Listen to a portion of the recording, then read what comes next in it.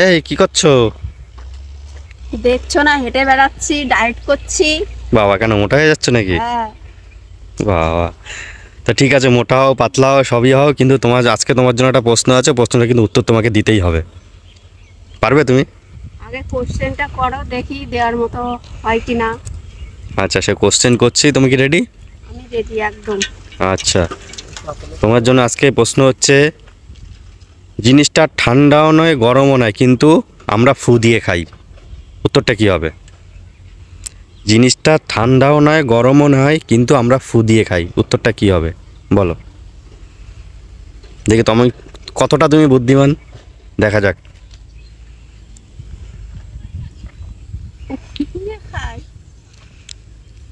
আবারও বলছি আর একবার, আমি জিনিসটা ঠান্ডাও নয় গরমও নয়, কিন্তু আমরা ফু দিয়ে খাই। একটু মাথার মধ্যে বুদ্ধি খাটাও, ঠিক তুমি উত্তর দিতে পারবে। একদম সহজ।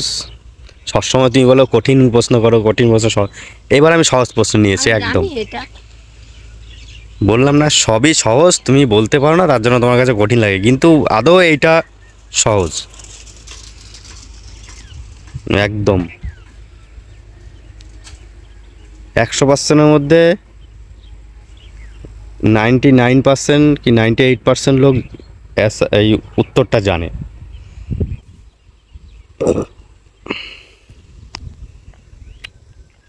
বলো।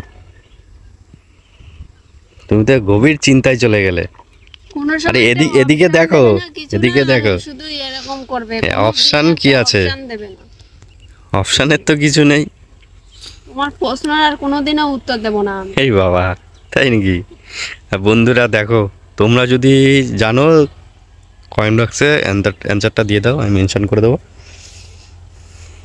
দেখি কে কে উত্তর দিতে পারো, সঠিক উত্তর কে কে দিতে পারো। প্রথম বলো।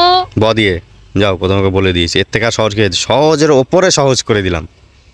এরপরেও যদি তুমি না বলতে পারো, তাহলে বুঝতে পারলাম তুমি কতটা বুদ্ধিমতী। বাসি। বাসি ফু দেয়। বাচ্চা কি খায়? হাসি হচ্ছে কেন তুমি আমাকে? বাসি ফু দিয়ে খায়?